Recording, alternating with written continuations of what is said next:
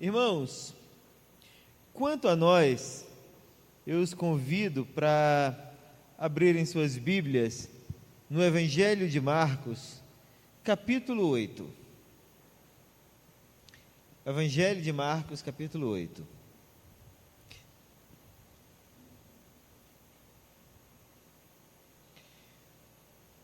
O nosso texto diz o seguinte, Marcos 8, de 1 a 10.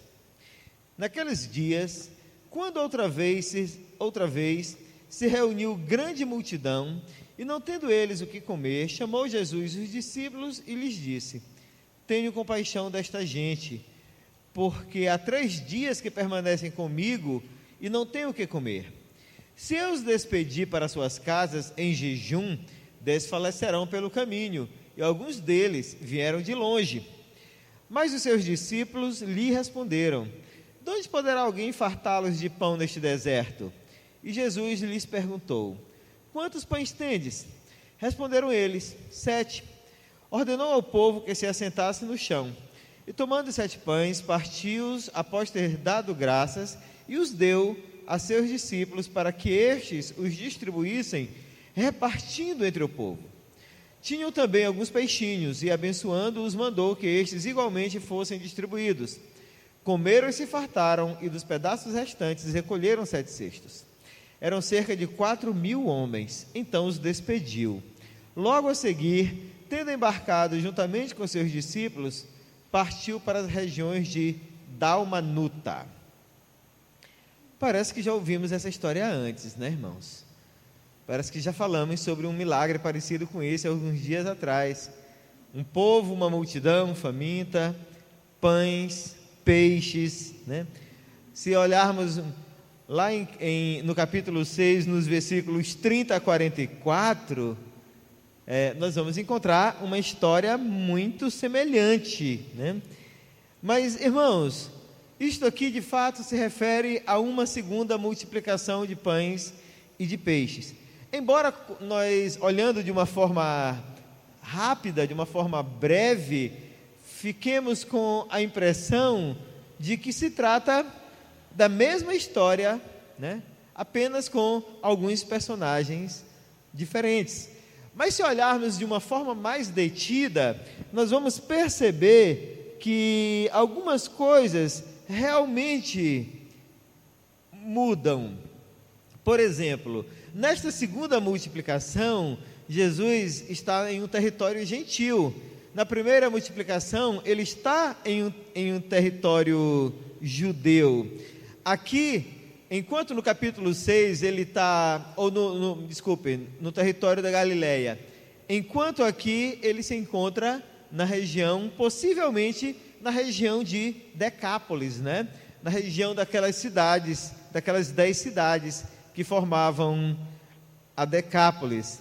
E perceber essa diferença de território é importante, irmãos, porque quando Jesus realiza a primeira multiplicação de pães e de peixes, a perseguição a ele ainda não estava declarada como nesse segundo momento aqui. É justamente por isso que ele pôde realizar aquele primeiro milagre lá na região da Galileia sem gerar muita oposição. Embora aqueles 5.000 homens, além das mulheres e crianças, terem ficado admirados, para os líderes políticos e religiosos, foi algo que não chamou muita atenção, porque ainda não havia uma oposição ou uma perseguição declarada a Jesus Cristo. No entanto, por ocasião deste segundo milagre, Jesus já era declaradamente ameaçado, inclusive por Herodes Antipas, aquele que mandou matar João Batista. Agora imaginem, se nesse segundo milagre, Jesus tivesse reunido uma multidão tão grande de pessoas no território da Galileia, ou seja, no território do tetrarca Herodes Antipas, isso certamente não passaria despercebido como o primeiro milagre passou e, consequentemente, a vida de Jesus correria um sério perigo. O lugar exato desse segundo milagre não é possível de detectar, porque nenhum dos textos, nem Marcos, nem Mateus, que nós lemos agora há pouco, nos diz exatamente aonde que esse milagre aconteceu. Mas Marcos, tanto Marcos quanto Mateus, eles dão uma dica, eles falam de um lugar próximo dali, Marcos chama de Dalmanuta, Mateus chama de Magadã. Alguns achados arqueológicos indicam que ficava para o sudoeste da Galileia. E para muitos estudiosos que pesquisam minuciosamente esses detalhes, Magadã e Dalmanuta, na verdade, se referem ao mesmo lugar. Uma dica que a gente encontra é uma personagem muito conhecida na Bíblia, né? Maria Madalena, né? Que nas versões mais antigas da Bíblia é escrito como Magdalena, e conforme muitos estudiosos, esse Magdalena é justamente porque ela vem da região de Magadã. Então a Madalena aqui seria uma espécie de um nome derivado da região de onde ela morava. Um outro detalhe interessante, irmãos, só para a gente se situar aqui nesse contexto, né, é que embora a dinâmica desses milagres sejam muito parecidas, a gente pode perceber que eles ocorreram em ambientes e em tempos completamente diferentes. No entanto, o fato dessas histórias se parecerem, elas nos trazem um lembrete muito interessante. É como se Jesus estivesse oferecendo aos gentios a mesma coisa, a mesma providência, oferecendo o mesmo cuidado que ele já tinha oferecido aos judeus quando realizou um milagre semelhante lá na região da Galileia. E quando Jesus faz algo bem semelhante com os gentios, ele está mostrando que na nova aliança, que no seu reino, já não há mais diferença entre judeus e gentios.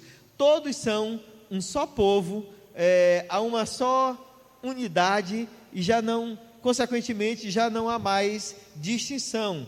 Por isso ele poderia oferecer aos gentios a mesma coisa que ele tinha oferecido também aos judeus.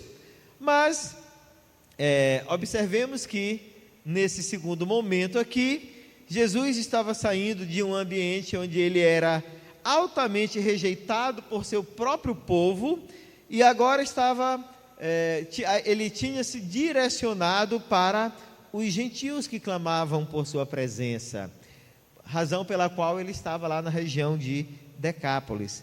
E certamente quando Jesus chega ali, ele desperta naquele povo um desejo de segui-lo. A presença de Jesus ali desperta naquele povo uma carência enorme de conhecer o Evangelho, de ouvir a verdade que eles tanto ansiavam. E isso, irmãos, despertou consequentemente uma profunda compaixão por parte de Jesus por aquelas pessoas tão carentes de serem inseridas no plano da salvação. Despertou em Jesus uma compaixão profunda de trazer aquele povo para o seu reino, porquanto eles eram tão necessitados quanto qualquer outro povo. Portanto, queridos, nesse contexto, nesse ambiente em que Jesus está, que nós vamos fazer a exposição de hoje, que tem como título o cuidado que vem de Jesus. E essa exposição, como na maioria das vezes, ela está dividida em 3 pontos. Primeiro ponto, a compaixão de Jesus. O segundo ponto, o poder de Jesus. E o terceiro ponto, a bondade de Jesus. Sigamos, portanto, para a exposição do primeiro ponto, a compaixão de Jesus, que está baseada nos versículos de 1 a 3. Leiamos novamente esses versículos. O texto diz assim: naqueles dias, quando outra vez se reuniu grande multidão, e não tendo eles o que comer, chamou Jesus os discípulos e lhes disse: tenho compaixão desta gente, porque há 3 dias que permanecem comigo e não têm o que comer. Se eu os despedir para suas casas em jejum, desfalecerão pelo caminho, e alguns deles vieram de longe. Esse milagre, irmãos, é mais uma comprovação de que o ministério de Jesus nunca foi exclusivo para os judeus, e que aquele tempo que Jesus separou para se dedicar aos judeus de forma exclusiva, havia chegado ao fim. Capítulo 6 vai mostrar que Jesus alimentou uma grande multidão no território da Galileia, com um público majoritariamente judeu, mas agora ele se volta para os gentios e passa a alimentar uma multidão que não era judia. Ele passa a alimentar um povo que era um povo considerado estranho, hostil, né? Um povo diferente do seu próprio povo. Mas isto era uma prova de que o reino de Deus havia chegado também entre os gentios, e não somente entre os judeus, e que as portas do inferno agora, as portas deste reino, né, estavam se abrindo, e de modo que aquele povo já não estava mais somente sob a ameaça das portas do inferno sobre eles. Agora as portas do reino de Deus estavam abertas para todos, judeus, gentios, homens, mulheres, idosos, crianças, pessoas de todas as línguas, tribos e nações estavam sendo convidadas a participar do reino de Deus. Portanto, irmãos, nesse exato momento deste acontecimento aqui, Jesus ele demonstra uma profunda compaixão por aqueles que não eram seu povo, por pessoas que até então não sabiam o que era fé. Este aqui era um povo que nunca tinha ouvido falar da graça. Eles viviam absolutamente sem conhecer ao Deus que criou os céus e a terra, e deste modo viviam sem esperança da eternidade, separados da comunidade eleita de Deus. Mas era um povo que de igual modo, que nunca tinha conhecido a revelação especial de Deus, mas que de igual modo precisava também ser alcançado pela verdade do Evangelho, e por esse motivo Jesus demonstra uma profunda compaixão por aqueles que tanto precisavam. Isto quer dizer, irmãos, que quando Jesus se compadece daquela multidão de pessoas famintas, e esses 4.000 homens e mulheres e crianças que estavam ali, famintos, carentes, eles representavam toda a nação gentílica que precisa tanto do Senhor. Eles eram apenas um recorte, uma pequena amostra de um mundo que carece de Deus, de um mundo que carece da compaixão do Salvador. E quando Jesus se compadece ali daquele número que representa a grande multidão que precisa de salvação, pessoas que inclusive ainda até então não o conheciam, mas que quando o viram, identificaram nele a esperança e a salvação que tanto aguardavam. Jesus, queridos, ele se compadece para suprir uma carência que não poderia ser suprida pelos seus deuses.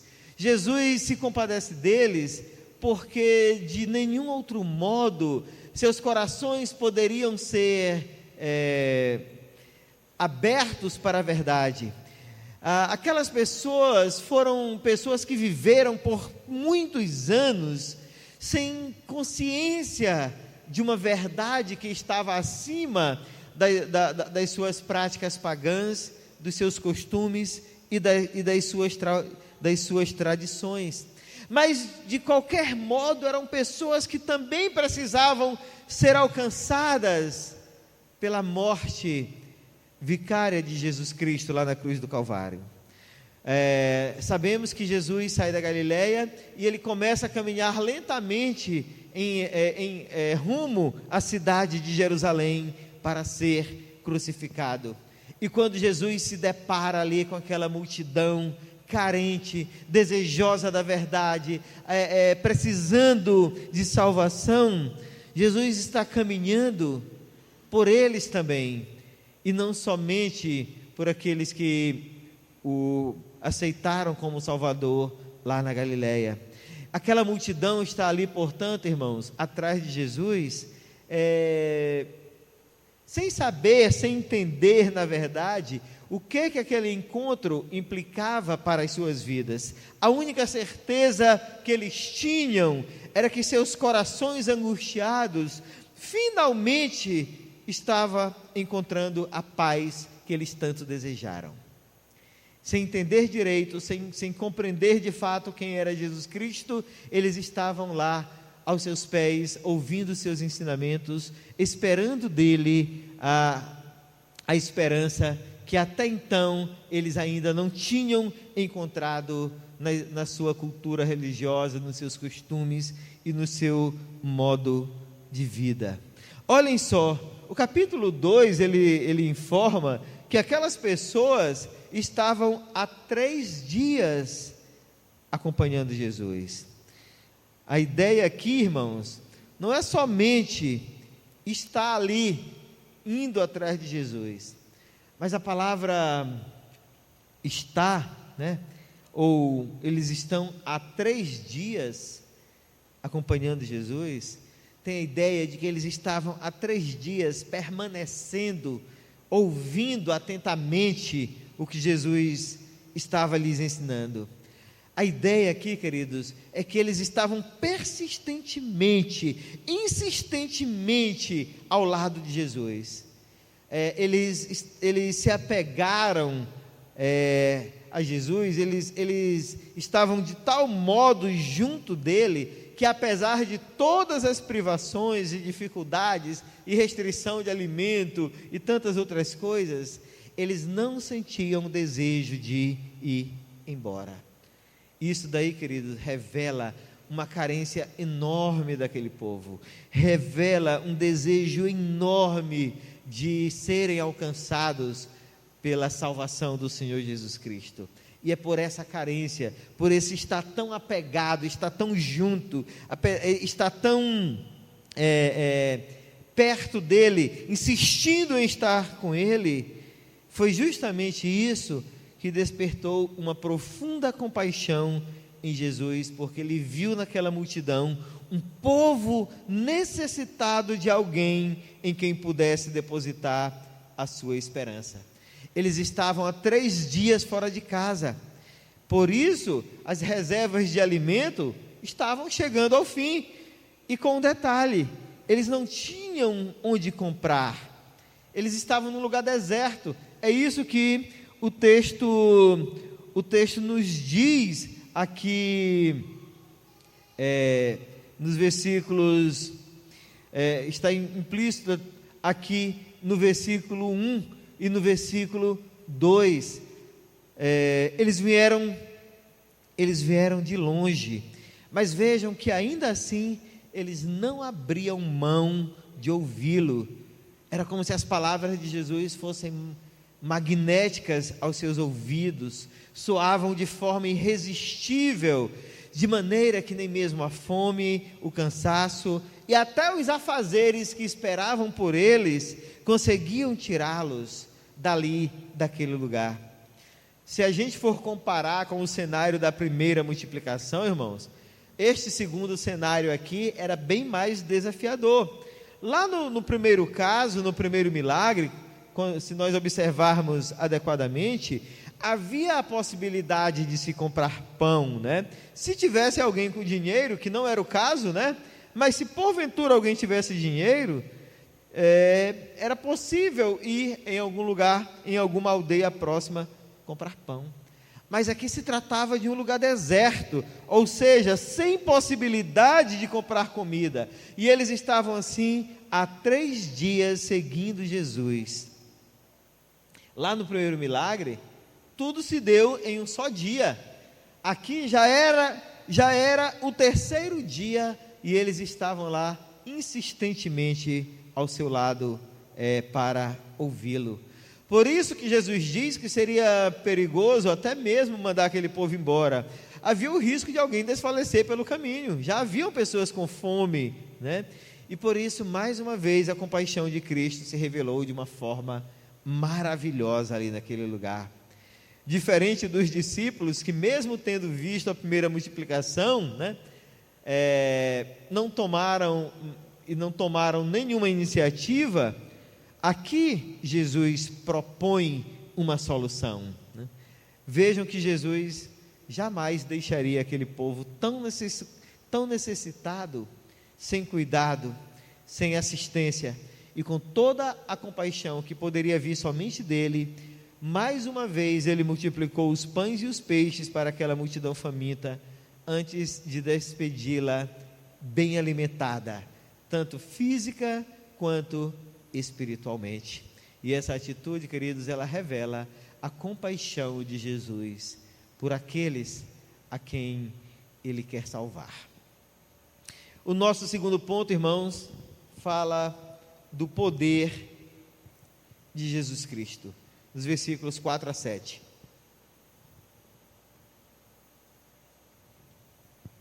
Os versículos de 4 a 7 nos dizem o seguinte: mas os seus discípulos lhe responderam: de onde poderá alguém fartá-los de pão neste deserto?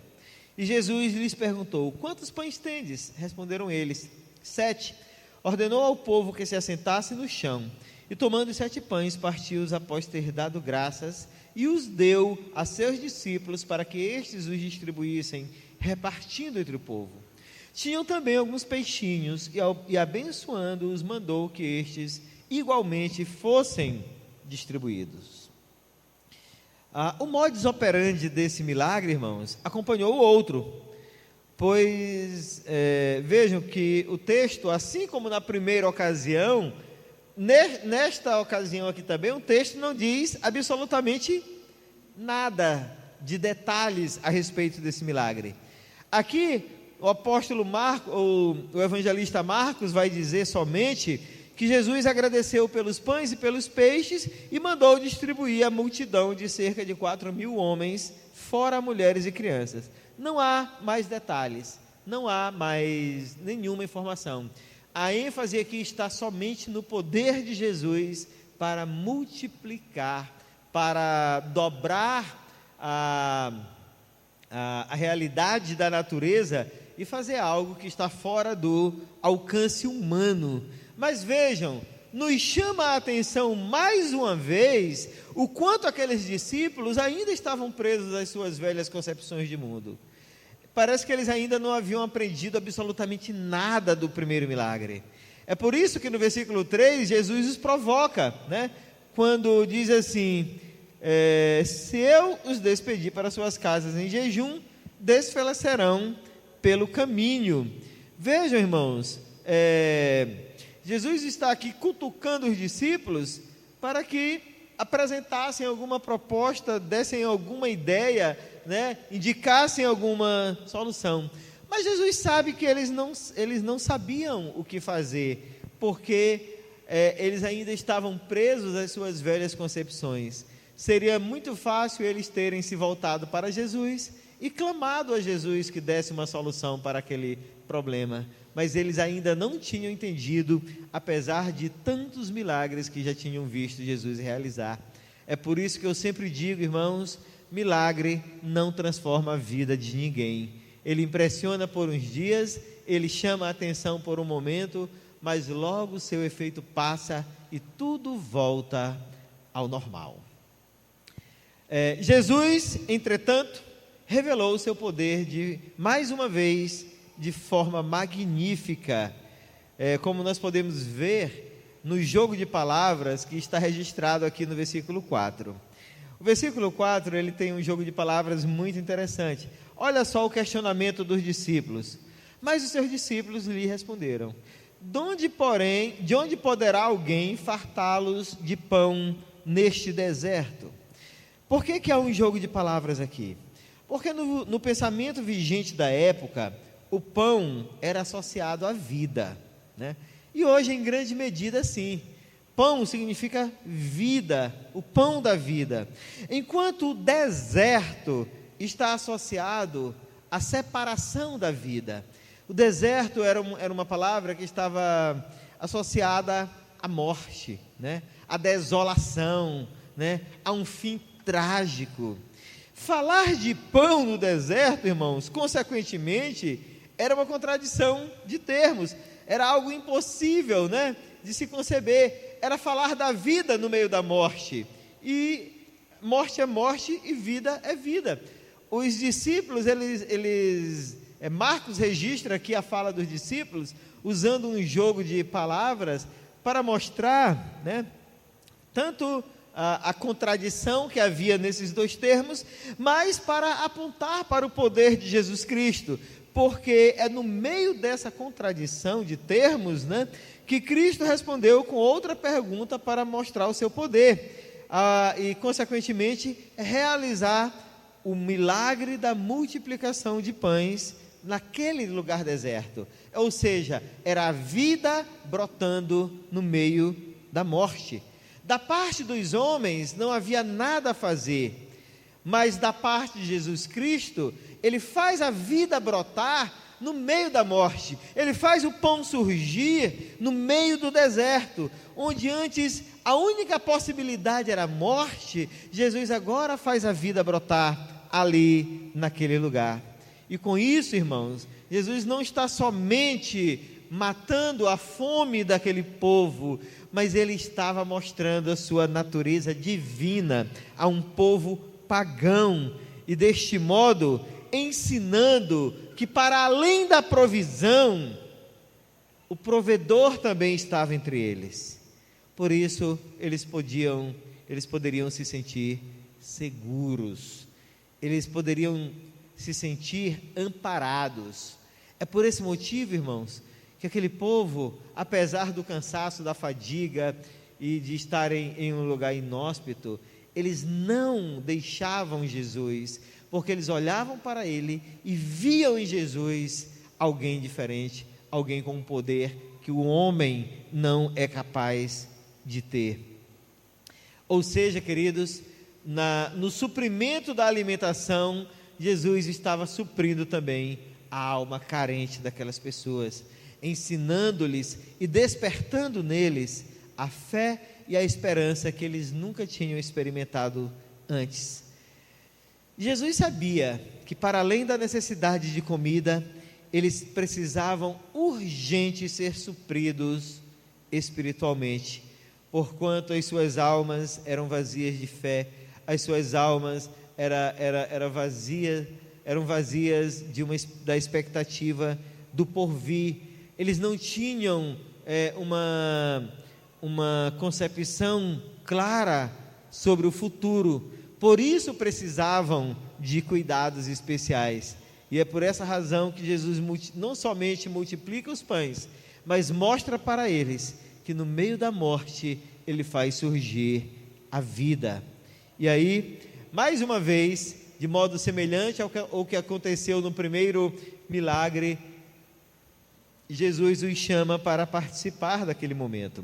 Vejam só, Jesus faz o que o homem não é capaz de fazer, mas Ele os chama para cooperar com o milagre.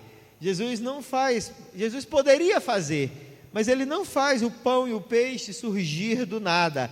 Ele pede os últimos pães e os últimos peixes que aquelas pessoas ainda tinham, com a intenção de mostrar a eles que ter fé não significa ser passivo. Ter fé não significa esperar que as coisas aconteçam de forma aleatória. Quando Jesus os chama pede a eles que tragam os últimos pães e os últimos peixes que eles tinham, Jesus está dizendo: vocês também têm responsabilidades a cumprir, vocês também têm uma participação nesse processo. As coisas não acontecem por acaso. Aquilo que é responsabilidade de vocês, aquilo que vocês podem fazer, façam. O que eu faço, disse Jesus em outras palavras, é o que vocês não podem fazer, é aquilo que vocês não têm poder para fazer. E Jesus, portanto, os tira da passividade, pedindo os pães e os peixes, né? E faz a parte que eles não eram capazes de fazer. Os recursos deles não eram suficientes para realizar milagres, né, irmãos? Por isso, foi necessário que Jesus fizesse aquilo que não estava ao seu alcance. E ainda seguindo a dinâmica do milagre anterior, Jesus, de modo semelhante, ele organiza o povo, chama os discípulos para auxiliar na distribuição do alimento, e deste modo, queridos, naquele dia Jesus supre cerca de 4.000 homens, além de mulheres e crianças, sem precisar de cerimônias mirabolantes, sem precisar de dramas, sem criar expectativas, sem fazer piruetas espirituais. Jesus não chama a atenção para si como um milagreiro que precisava ser aplaudido. Ele simplesmente usa o seu poder para alcançar, para servir aquelas pessoas e para alcançar os seus corações através do suprimento físico. De modo que, finalmente, aquele povo necessitado, e que por tanto tempo viveu longe de Deus, estava agora sendo suprido em suas necessidades básicas. Mas, muito mais do que isso, não apenas encerrando aquele momento com a barriga cheia, e a gente sabe, né, uma barriga cheia faz toda a diferença, né? Já dizia o poeta, a alegria vem das tripas, né? Mas muito mais do que isso, irmãos, ao realizar aquele milagre e suprir a necessidade daquelas pessoas, Jesus os leva a entender e a identificá-lo como aquele que tem poder para cuidar para além do corpo. À medida em que eles são supridos, Jesus os capacita também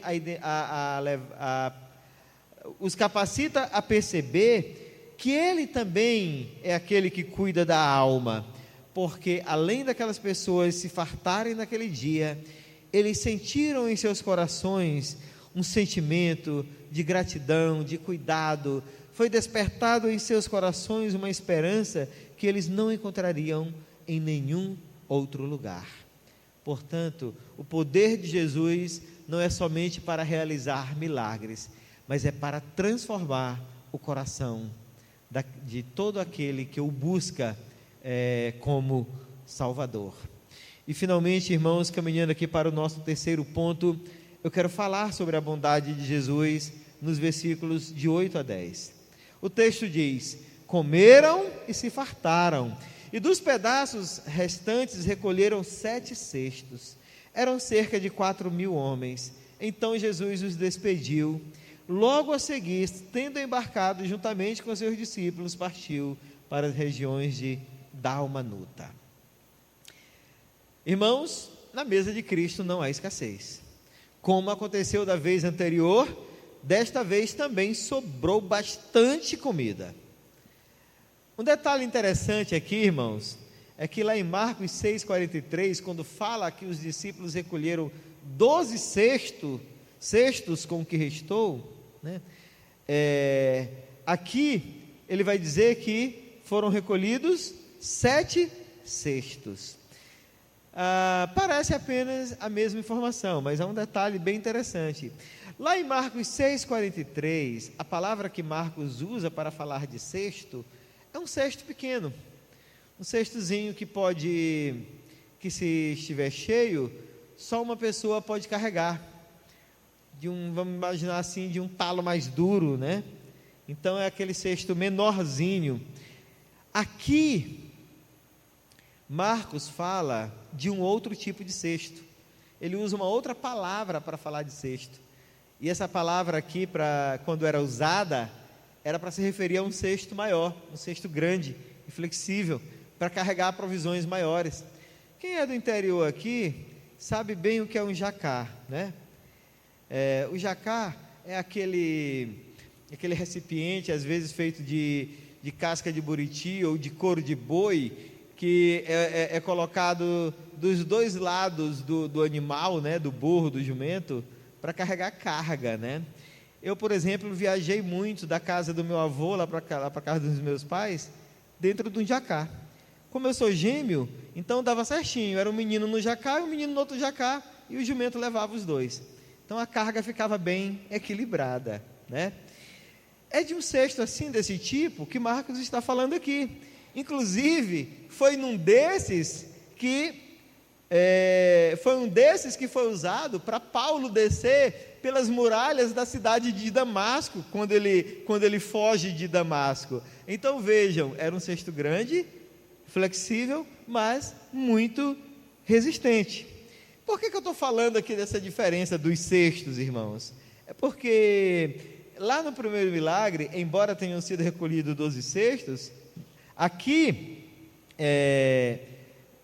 mesmo que tenha sido apenas 7, é muito provável que tenha sobrado ainda mais alimento do que daquela primeira vez. E essa sobra de alimento aqui, irmãos, ela é proposital, é para mostrar ao povo, no primeiro milagre aos judeus e no segundo milagre aos gentios, que a bondade de Jesus, ela vai sempre superabundar, ela vai ser sempre maior do que aquilo que nós esperamos, que vai ter sempre mais do que aquilo que a gente aguarda da pessoa de Jesus Cristo. Vejam, foi assim lá no deserto, nos tempos do Êxodo, jamais faltou comida para aquele povo, Deus sempre providenciou mais do que eles precisavam. Foi assim no primeiro milagre e foi assim nesse segundo milagre novamente. Jesus esteve junto com aquele povo, irmãos, por 3 dias, né?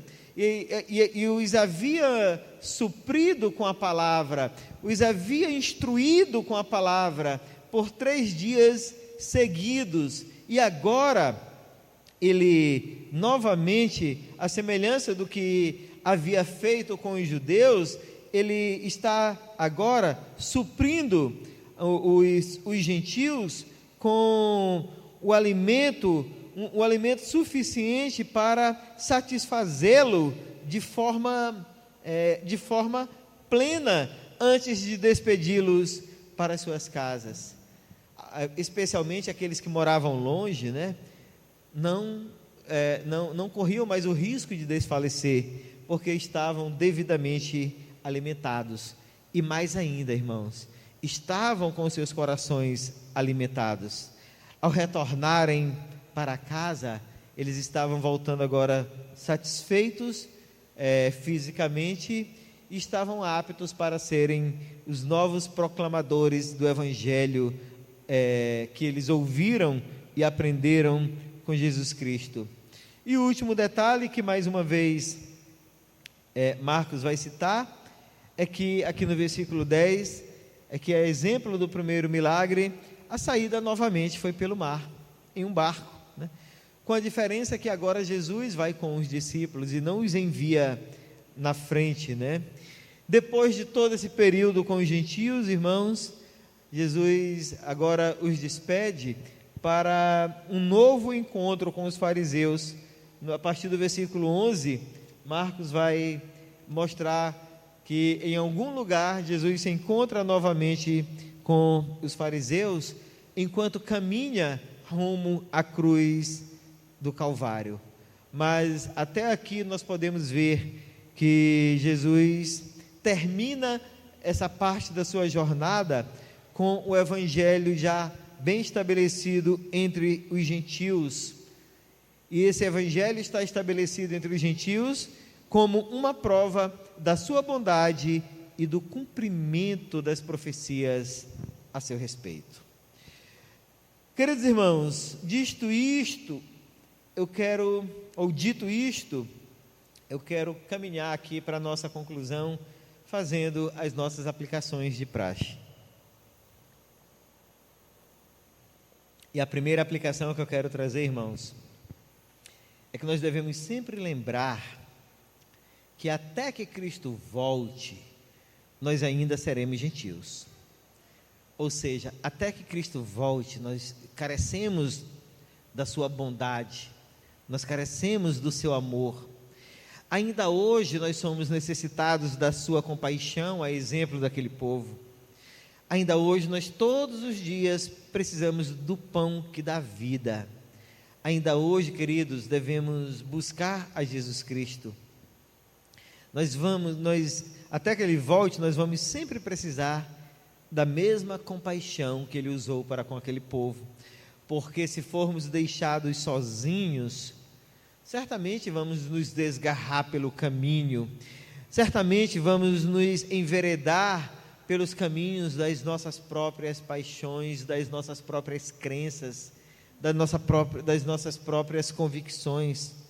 Por isso, irmãos, jamais deixemos de buscar a Jesus Cristo.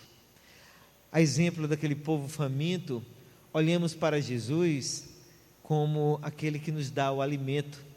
Alguém já disse uma certa vez que evangelizar, melhor dizendo, nada mais é do que um faminto dizendo ao outro aonde encontrar o pão. Portanto, irmãos, tanto ensinemos o caminho do pão, como busquemos todos os dias, supliquemos todos os dias pelo pão que dá vida, que somente o Senhor Jesus Cristo pode nos dar. Ainda não, a exemplo daqueles gentios, se formos deixados sozinhos, nós vamos desfalecer pelo caminho. Por isso, busquemos a Cristo.